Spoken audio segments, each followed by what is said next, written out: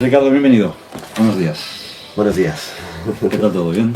Bien, bien. Pues nada, en plena promoción del libro. O sea, salí por el día del libro y desde entonces no paro. De feria en feria y tiro porque me toca. Sí, he tenido la suerte de ir a caer en la editorial Gusanillo, sí, que no se pierde una. O sea, el mismo día que salió de imprenta nos fuimos a San Jordi con la caja, recién salida de la imprenta. Y bueno, pues toda una experiencia. Valencia vino después, luego la Feria de Madrid, presentaciones. O sea, que también sale en la Feria de Madrid. Sí. Bueno, es muy emocionante, ¿no? Que es algo, es como, bueno, hablando de mitomanía, ¿no? Bueno, eso pues es también como un mito, ¿no? La Feria de Madrid, que se puedan acercar tus amigos, estoy ahí con el cartel anunciado, pues firmando para ellos y por fin con este gran proyecto que me ha llevado tantos años, ¿no? La regeneración de Dios, con ese título tan rimbombante, pero bueno, que contiene tanto de mí, ¿no? De mi mundo, se dice que en la primera novela tratamos de volcar todo, en mi caso ha sido así. Sí, porque realmente, ahí existe mitomanía porque viene de mitos, ¿no? Y donde verdaderamente tanto Paula como Javier, como Sergio y como tantos otros, y también Ricardo, por supuesto, sois esos mitos que realmente siempre vais a marcar esa leyenda, es evidente. Bueno, a ver, yo veo la novela como... Hace poco escuché a Almudena Grandes que dijo algo muy bonito, homenajeando a Robinson Crusoe. Decía, una novela es como una isla desierta, ¿no? Esperando que algún náufrago, pues, la colonice y la haga suya, ¿no? Pues sí, yo es una novela que sé que no va a gustar a todo el mundo, porque tampoco esa era mi pretensión, pero sí que espero que la gente que conecte con ella, pues sí que la aporte. Busco esa conexión, como yo he vivido también esa misma conexión con otras grandes novelas, ¿no? Que me han ayudado tanto en mi desarrollo como persona. Porque hay muchos temas que, sobre todo de joven, que son un poco tabú, no te atreves a hablar, o no están en las conversaciones con tus familiares o amigos, no sé, estoy hablando del sexo, el alcohol, el amor, que a veces se trata de forma superficial un poco en las canciones, y en cambio en los libros está todo. Yo me acuerdo con respecto al amor que cuando leí El arte de amar del psicólogo Erich Fromm, pues me di cuenta de que era más complejo, ¿no? De lo que parecía, ¿no? Entonces yo aquí, claro, con este libro pues he tratado de aportar mi granito de arena respecto a estos temas, a ver el protagonista, que por cierto es un chico de 20 y pocos años, que en realidad es cuando a mí se me ocurrió esta historia, con más o menos esa edad. O sea, que me ha llevado tiempo a escribirla. Claro, es que para escribir pues hay que formarse, en fin, pasar por un montón de talleres, escribir antes unos cuantos libros, pero sí, ya por entonces tenía estas inquietudes y aquí está por fin, digamos, el compendio de todo aquello que he llegado a conocer sobre esos temas que me interesaban. La regeneración de Dios. Es un tema complicado. A ver, sí. Voy a empezar diciendo que surgió de una pesadilla. Esto parece ser que bastante habitual. El mundo de los sueños da bastante para sí. Y bueno, yo estaba en ese sueño, yo estaba en mitad del rastro, en medio de la multitud, y de repente un guerrero tribal en el Madrid contemporáneo, porque la novela de ciencia ficción urbana no ocurre en otras galaxias, sino que ocurre aquí en el Madrid contemporáneo, pues apareció un guerrero tribal que me elegía a mí como víctima, me perseguía a mí entre toda la multitud. Era un sueño recurrente, tal, y claro, decidí escribirlo, convertirlo en un relato, pero seguías con la duda de qué podía representar para mí ese guerrero tribal y qué relación podía tener yo con ese símbolo, ¿no? Y así que seguí escribiendo la historia y al final se ha convertido en el primer capítulo. O sea, el primer capítulo de esta novela es esa pesadilla, de esta novela, la regeneración de Dios, como digo, publicada por la editorial Gusanillo, que tiene en su portada al guerrero tribal, tiene en su portada también la espiral, que es un símbolo muy importante en la novela. En la contraportada tiene a Fronte y Braxo, que son dos seres de otro mundo que guiarán a Abel, el protagonista, y en una de las solapas también está el propio Abel, dentro de una espiral vertical que en la novela se llama Nepentes y, concentra toda la memoria del universo, nada menos. Sí, porque realmente a la hora de buscar, y más que nada un libro de estos, ¿cómo se busca el protagonista? Bueno, en mi caso ha sido fácil, el protagonista tiene mucho de mí. A ver, en este caso yo he volcado el aspecto psicológico del personaje protagonista, es muy importante, está muy trabajado. Yo he volcado mi propio proceso terapéutico personal en el protagonista. Es un chico, como decía, de 20 y pocos años, sobreprotegido por su madre, que de repente se encuentra con una serie de situaciones, como la que os contaba del rastro, que le hacen tener que tomar confianza en sí mismo para tomar decisiones. tiene que salir del cascarón y de repente pues bueno, va a vivir vivencias muy importantes como el amor, la amistad, la noche e incluso la intemperie.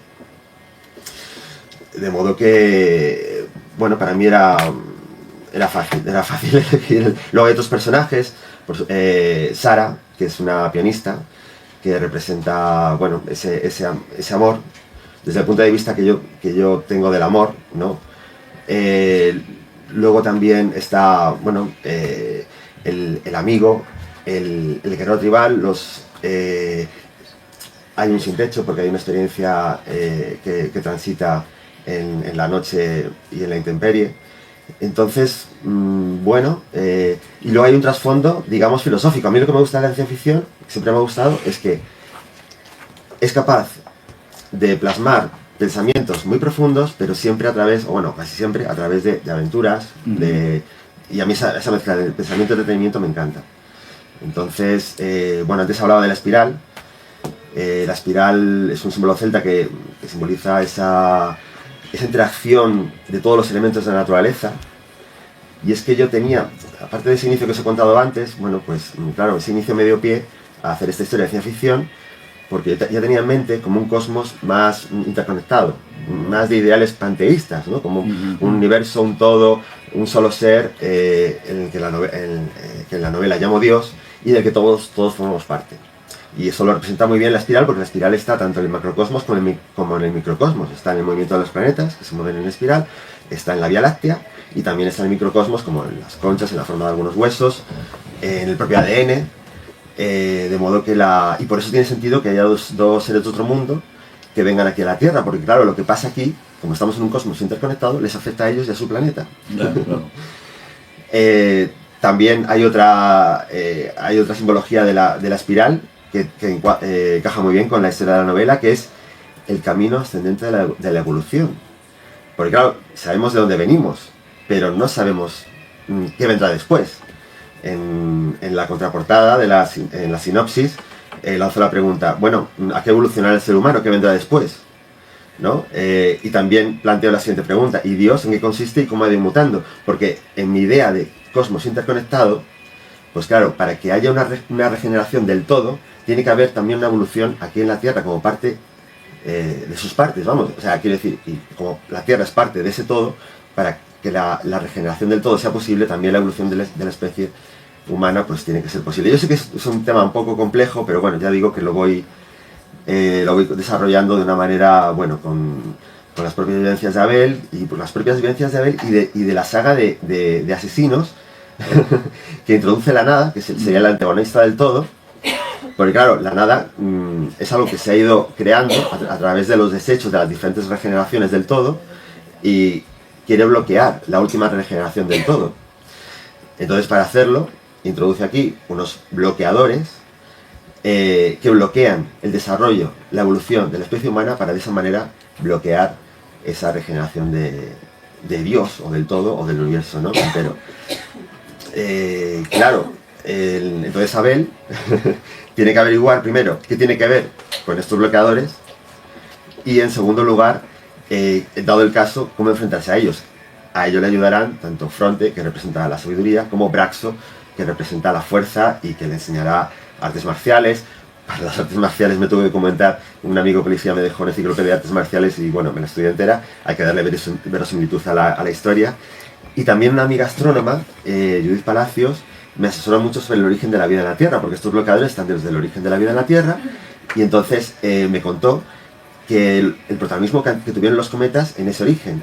Parece ser que los cometas transportan bueno, materia precursora de la vida, y en aquella etapa de formación del planeta, en aquellos primeros tiempos, pues al caer en grandes cantidades esos compuestos orgánicos, pues originaron la vida. Esto creo que se llama panspermia, esta hipótesis.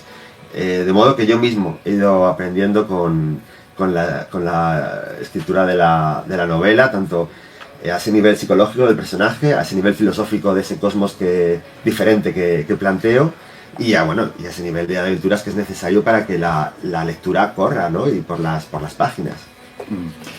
La evolución del ser humano está siendo bloqueada y con ella ese Dios mismo Abel, donde realmente un joven de 24 años, con ayuda de dos extraterrestres, pero perseguido por un guerrero tribal, ¿no?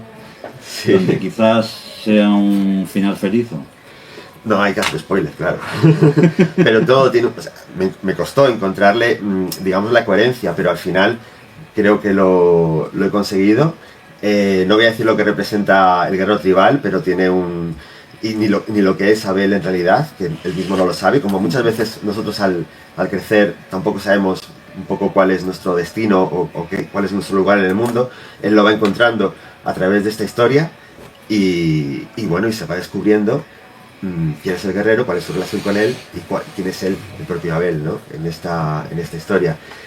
Decir que está dirigida, es cierto, a, bueno, la editorial Gusanillo está especializada en editorial, o sea, en libros infantiles y juveniles.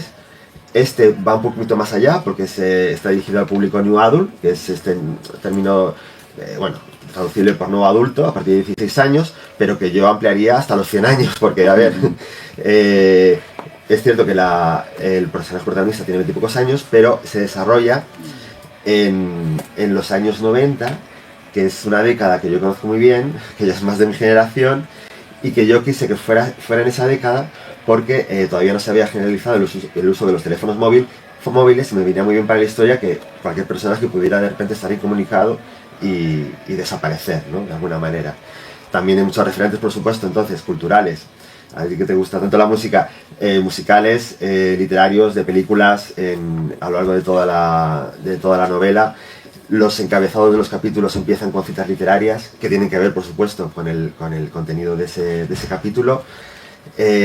La música, bueno, Sara, el amor de Abel es pianista, y aparte yo traté de imprimir al texto un ritmo, claro, necesario para que la lectura no se atasque.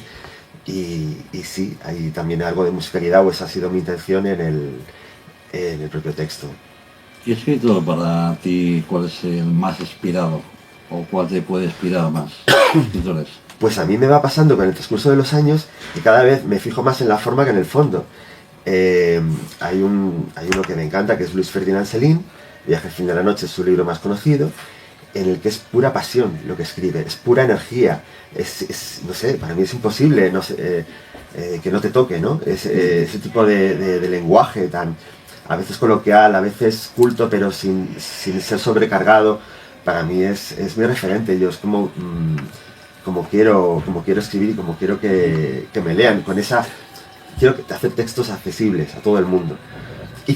Porque también he pretendido que esta novela tenga diferentes capas, o sea que quien quiera quedarse en la capa de aventuras pues pueda quedarse, quien quiera profundizar más pues con todo esto que he contado del cosmos pues también lo pueda hacer, pero sí, siempre desde un tono, desde un lenguaje, desde un vocabulario accesible y desde un tono, bueno, que entre bien, ¿no? Como la música.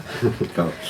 Pues ahí lo tienen ustedes, este gran libro, La regeneración de Dios, de Ricardo Guadalupe. Ricardo, ha sido un placer haber estado contigo. Muchísimas gracias por invitarme y por darme esta oportunidad de promocionar aquí a mi bebé literario. Pues nada, que sigas escribiendo y que sigan, por supuesto, los éxitos a la hora del escritor, porque también el escritor es difícil a la hora de escribir, ¿no? Sí, más con 2 niños pequeños, o sea que... Eso ya es más... Pero bueno, como hablábamos todavía. Antes, es una pasión que es inevitable, o sea, es cuando te llegas como a respirar y no hay más remedio que hacerlo, ya está. Claro. Pues muchísimas gracias, ha sido un placer. Igualmente.